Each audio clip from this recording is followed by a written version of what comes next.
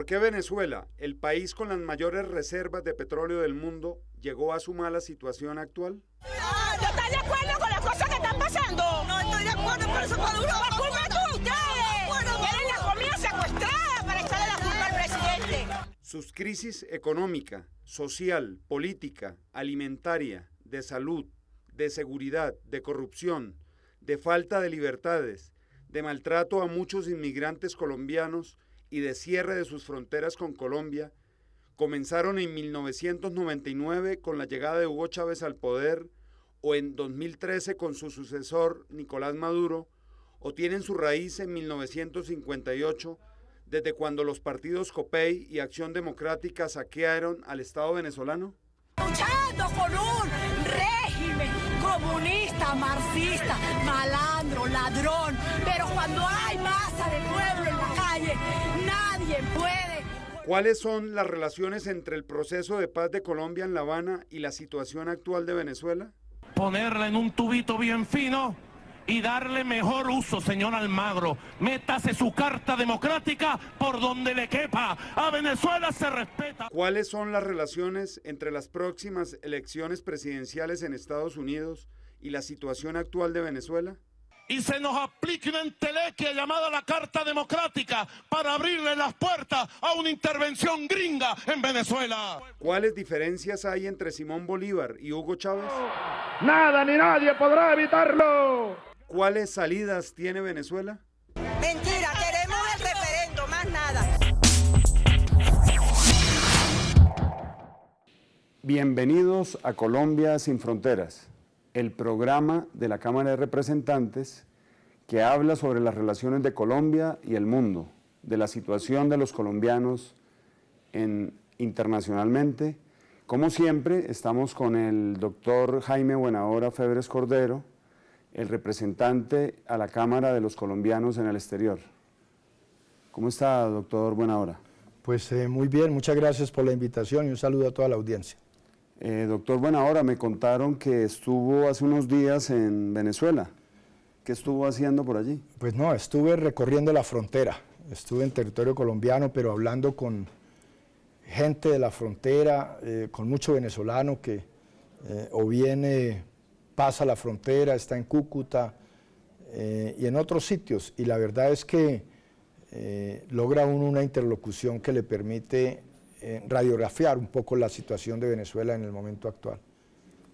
Doctor Buenahora, yo creo que toda la audiencia quisiera saber, y sobre todo un experto como usted, Venezuela, ¿por qué llegó a la situación actual?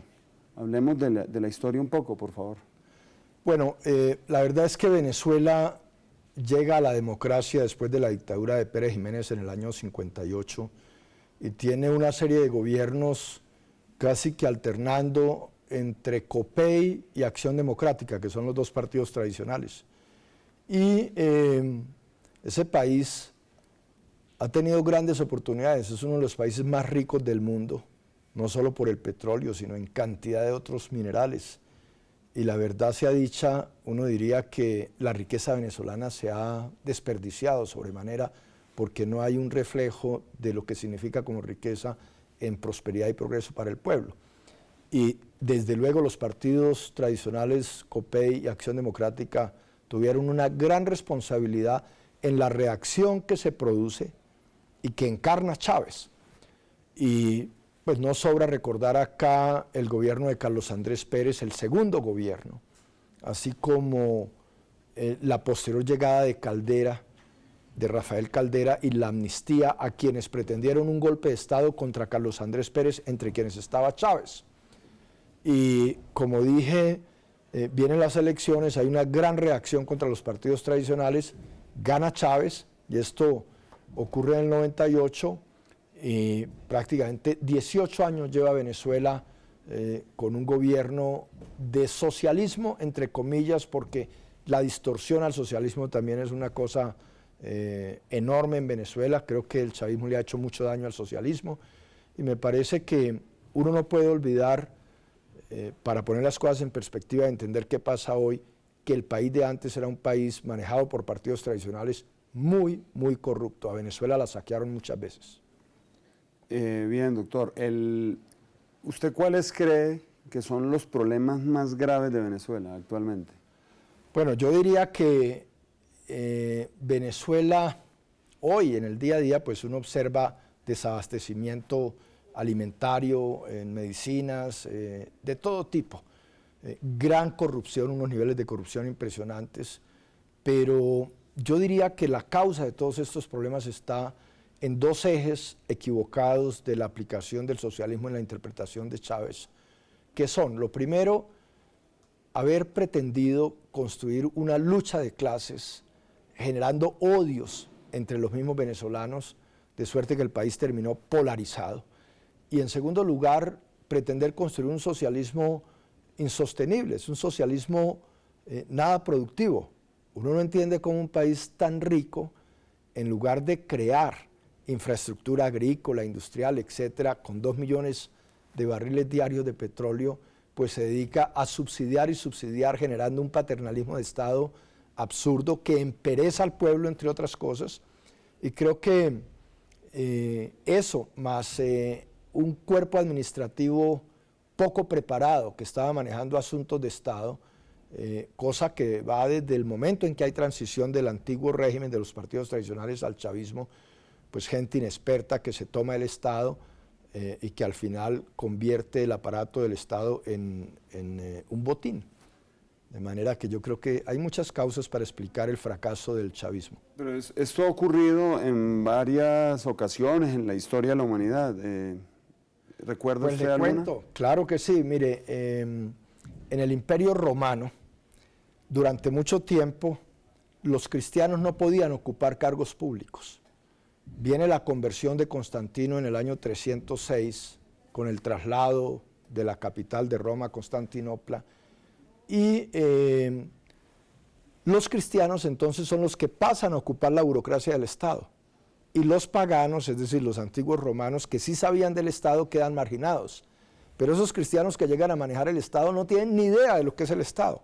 Y por supuesto ese es, entre otros factores, uno de los puntos serios para explicar la decadencia del imperio. Muy bien. Doctor, hablemos un poco de la situación histórica y actual de los colombianos en Venezuela. A ver, los colombianos en Venezuela son muy difíciles primero de considerar numéricamente, porque todo depende de si uno habla de primera, segunda o tercera generación. La verdad es que es un país que no nos representa barrera idiomática. Durante mucho tiempo la relación de monedas corría en favor de quien migraba hacia Venezuela, porque no se le olvide, el bolívar llegó a estar a 17 pesos. Entonces, quien migraba tenía posibilidades de enviar dinero a sus familias acá, echó raíces allá, vinieron los hijos, los nietos, etcétera. Pero esos colombianos hay que distinguirlos. Hay colombianos muy capacitados, profesionales que se fueron buscando mejorar su situación económica, pero también así jornaleros, empleados de servicio doméstico, sobre todo en los estados Zulia y Táchira, y allí encuentra uno centenares y miles de colombianos analfabetas también, hoy explotados en calidad de jornaleros, trabajando en fincas casi fronterizas, que sufren mucho. De manera que yo creo que la Cancillería, por ejemplo, debiera tener una mirada humanitaria a esas zonas de Venezuela en donde hay mucho analfabeta colombiano que es explotado, que ha sido ignorado en sus derechos, y a todo esto pues hay que agregar las violaciones generales de la Guardia Venezolana y de cierto xenofismo que responde a un complejo absurdo, inexplicable de los venezolanos, que en la medida en que fueron ricos se creían algo superiores a los colombianos. Muchas gracias. Bueno, doctor, vamos al primer corte de mensajes institucionales y ya continuamos. Los colombianos elegimos ver lo que tenemos en común, que todos logremos el disfrute efectivo de los derechos en salud y pensión. Para ello, necesitamos, además de creer y confiar, aportar. Si todos cumplimos, todos ganamos. La Unidad de Pensiones y Parafiscales promueve el cumplimiento, orienta y atiende sus denuncias. Todos por un nuevo país. Don Chucho, ¿Me regaló una mogolla chicharrona? Partida en 2. Hermano, le tengo una idea de negocio. Cuente. Vendamos canales de televisión. ¿Eso cómo es? Muy sencillo. Conectamos un cable al servicio de televisión que su mujer paga. Ese cable lo pasamos por encima de los techos del barrio y se lo vendemos a los vecinos. ¿Será? Venga, ¿y para eso no necesitamos permisos? ¿Qué permisos y qué 8 cuartos? El mundo es para los vivos. Eso me suena como raro, pero hagámosle. Ahí está la plata para cogerla. Necesitamos un cable coaxial. Eso es de qué. Prestar el servicio de televisión sin permiso es un delito y lo puede llevar a la cárcel. Piénselo, no vale la pena. ¿Sabe usted cómo se hacen las leyes en Colombia? Según la Constitución y la Ley Quinta de 1992, estas pueden ser estatutarias, orgánicas y ordinarias. El procedimiento se puede dividir en 3 partes: iniciativa, debates y sanción. ¿Quiénes pueden presentarlas? Cualquier congresista, algunos altos funcionarios del Estado y los ciudadanos a través de la iniciativa popular. Después de presentado el proyecto de ley, este debe superar 4 debates en el Congreso. Estos debates inician en una de las comisiones de acuerdo a la temática del proyecto de ley. Luego pasa a ser debatido y votado en la plenaria de la respectiva Cámara. Posteriormente, el procedimiento de debate se repite en la otra Cámara. Al ser aprobado en los 4 debates, el proyecto de ley debe ser sancionado por el presidente para que entre en vigencia y se convierta en ley de la República. Encuentra más información en nuestro portal web.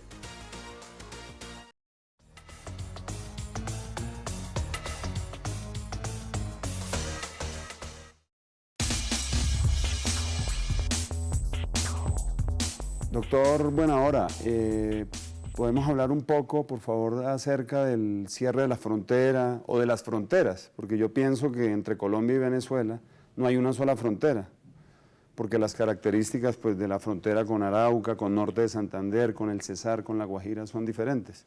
Sí, así es, usted tiene toda la razón. La zona más fuerte en términos de comercio internacional es la de Táchira, Norte de Santander, representada sobre todo en el eje San Cristóbal, Ureña, San Antonio del lado venezolano y Cúcuta del lado colombiano. Pero desde luego también tienen mucha importancia las fronteras como la del Zulia con La Guajira o la de Arauca con el estado Apure. En general yo diría que cerrar la frontera es un absurdo explicable solo en la mentalidad de Maduro. Y es un error garrafal de política gubernamental, de no entender lo que significa ese dinamismo económico, ni tampoco las tradiciones, y lo que demuestra un desconocimiento total de la historia colombo-venezolana y de las necesidades de integración.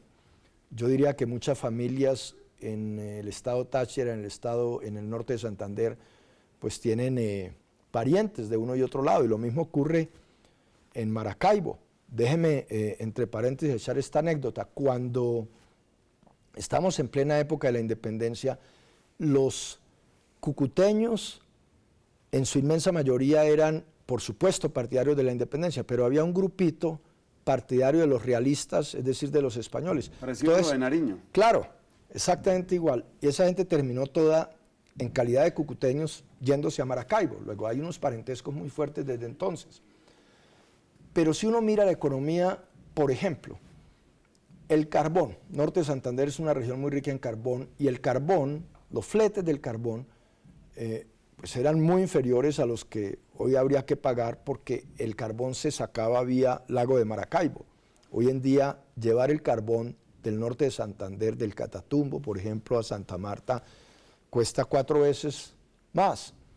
Llega un momento en que esa producción se acaba, porque los mineros, los carboneros deciden dejar el carbón a patio abierto y esperando que el precio suba, lo que sea, o que se abra la frontera, pero ese es un solo ejemplo. Pero normalmente en el día a día más de 60.000 personas o 70.000 personas cruzan la frontera entre Cúcuta y San Antonio, lo mismo ocurre en Arauca, en La Guajira también. Todo ha sido calamitoso y yo lamento porque creo que es una política desacertada extrema del presidente Maduro. ¿Qué salida le ve usted a la crisis de la frontera colombo-venezolana? O sea, ¿cuáles medidas en concreto podrían tomarse? Por ejemplo, que las dos monedas llegaran a valer lo mismo para desestimular el contrabando, ¿sí? Bueno, yo creo que el alegato venezolano en partecita tiene alguna razón, por ejemplo, cuando se habla de la extracción, sobre todo de alimentos y de ciertas cosas de las cuales empiezan a carecer los venezolanos.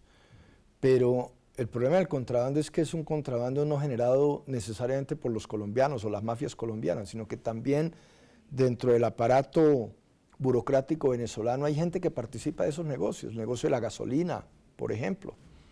Y creo que si hubiera voluntad de control por parte de ambas naciones en relación con sus gobiernos, pues yo creo que estaríamos dando un buen paso. Hay mucha droga, por ejemplo, que pasa de Colombia a Venezuela con la complicidad de gente muy importante del estamento burocrático venezolano. Y allí también pues no hay controles.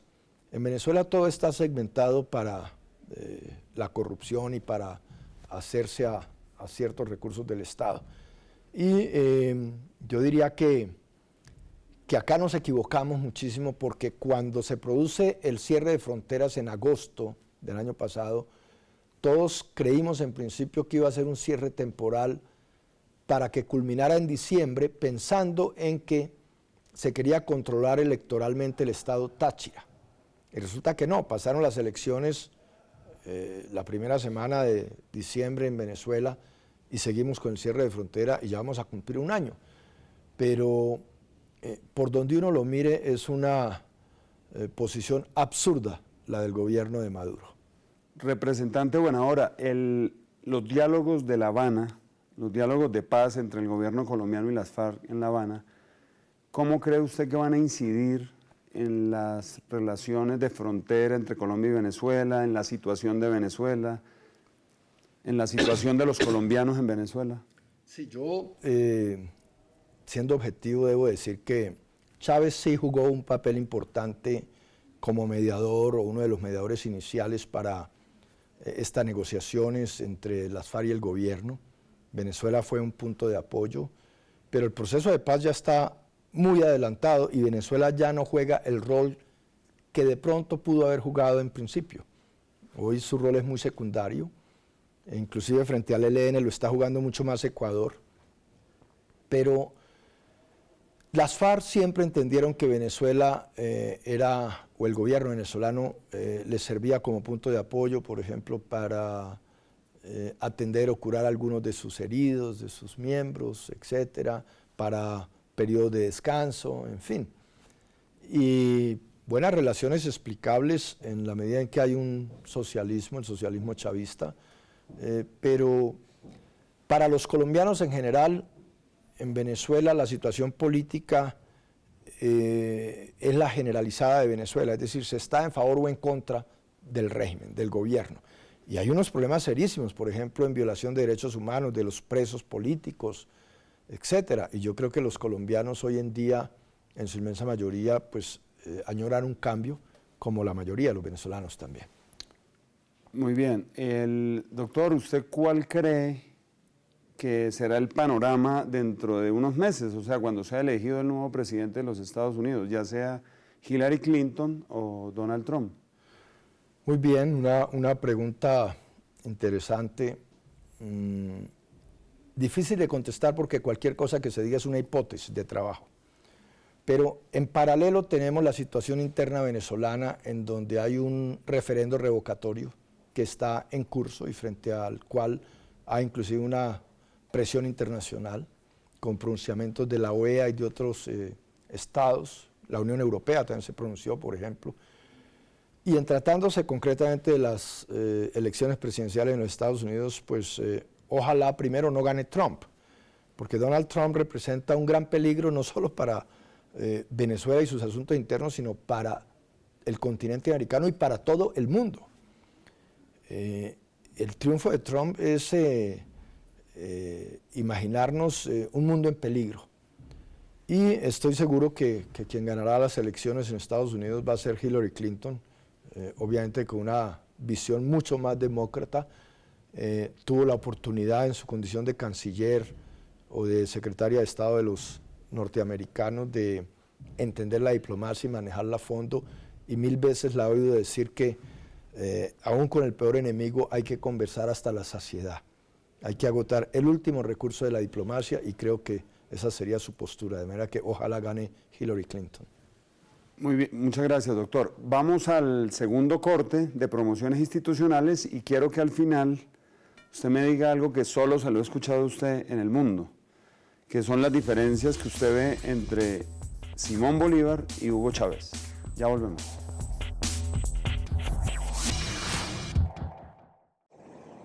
Papá, ¿para qué sirve la Armada Nacional?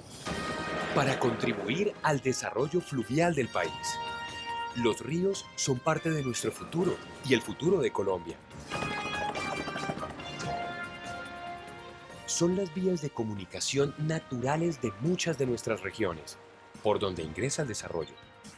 Y la Armada Nacional brinda protección y tranquilidad, impidiendo el paso de mercancía ilegal y protegiendo el medio ambiente.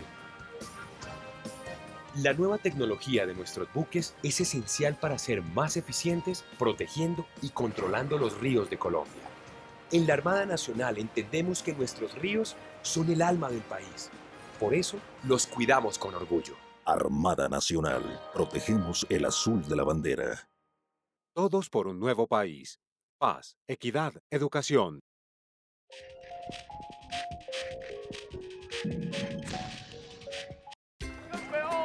Colombia hace historia. Este joven ha dejado el nombre del país en lo más alto de las montañas del viejo continente. Maravilloso año. Pido un aplauso para la estudiante que se gradúa con honores y que ha sido ejemplo para todos sus compañeros.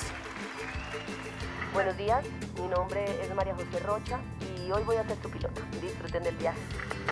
Y en otras noticias, emprendedores colombianos son el ejemplo de millones de jóvenes en toda Latinoamérica. Mientras los alimentas, asegura su futuro. La leche materna y una alimentación adecuada favorecen el desarrollo integral de los niños y niñas colombianos. Que la nutrición y tu amor estén siempre con ellos. Un mensaje de la estrategia de Cero a Siempre.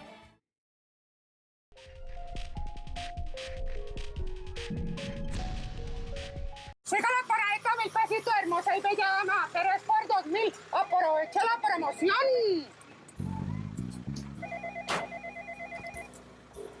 Mega Televisión Stream, muy buenas tardes.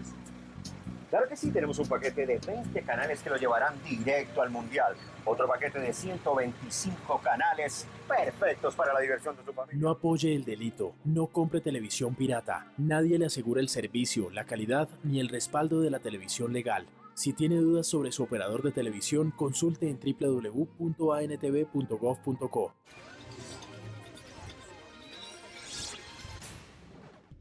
¿Sabe usted quién puede presentar proyectos para que se conviertan en ley? En Colombia pueden presentar proyectos de ley los senadores y representantes a la Cámara, los ministros, las altas cortes, entre otros altos funcionarios del Estado, quienes poseen iniciativa legislativa. También la iniciativa legislativa es un mecanismo de participación que faculta a los ciudadanos, a concejales o diputados del país a presentar proyectos de ley o de reforma a la Constitución. Para presentar una iniciativa popular por parte de los ciudadanos se debe elegir un comité promotor de la propuesta e inscribir la solicitud. Luego se debe recolectar un número de firmas válidas igual o superior al 5% del censo electoral. Si se cumplen estos requisitos, la registraduría expedirá la certificación. Con esto, el proyecto de ley o de reforma a la Constitución podrá ser radicado en las secretarías del Congreso y deberá iniciar su trámite con mensaje de urgencia para que tenga prioridad sobre los demás proyectos. Encuentra más información en nuestro portal web.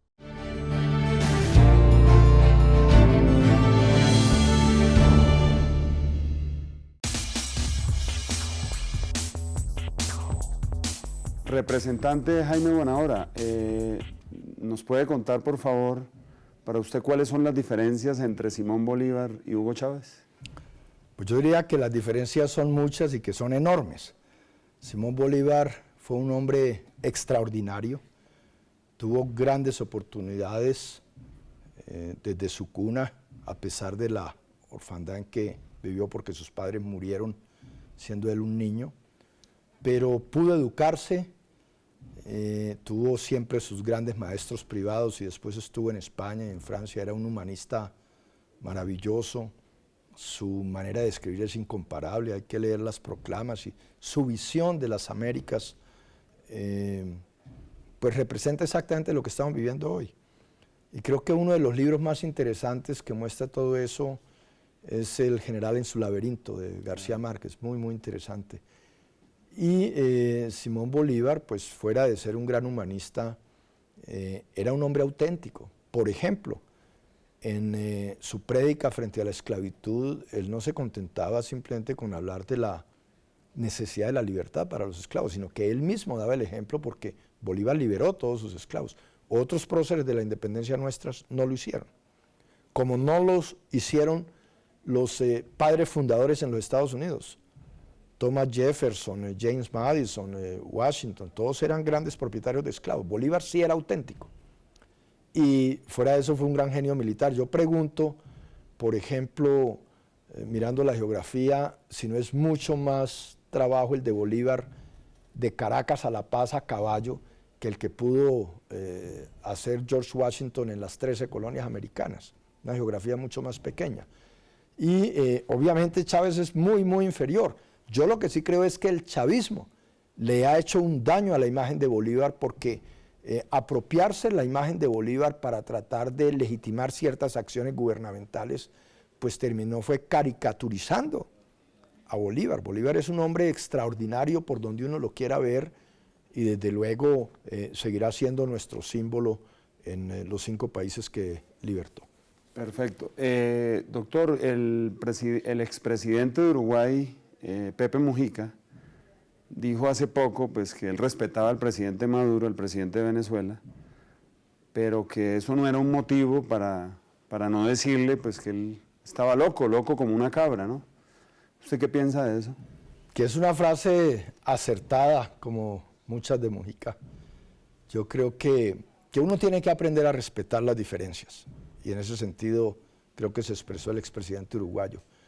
Respetar y entender que las diferencias parten del espíritu demócrata y de tolerancia, pero obviamente uno tiene que, cuando mira, darse cuenta de los múltiples errores de gobernabilidad del presidente Maduro, y obviamente no veo que haya correctivos en el plazo inmediato ni mediano, sino que tendrá que haber una salida, ojalá decidida por los propios venezolanos, frente a la gran crisis que padece el hermano país.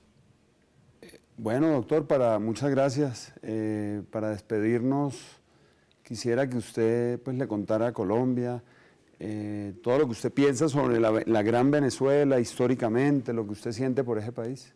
Pues es un país maravilloso, yo lo conozco por tierra, de norte a sur y de oeste a oriente, con una gran riqueza, con una gente maravillosa. La gente andina de Venezuela es muy, muy sencilla, muy afable, muy hospitalaria, y repito, es un país lleno de riquezas, y ojalá pues Venezuela retome su rumbo y sea parte fundamental en el concierto latinoamericano. Bueno, doctor Buenahora, muchas gracias por el encuentro de hoy, y a la audiencia muchas gracias, y nos veremos la próxima semana. A usted, Jairo, muchas gracias, y gracias también a la audiencia.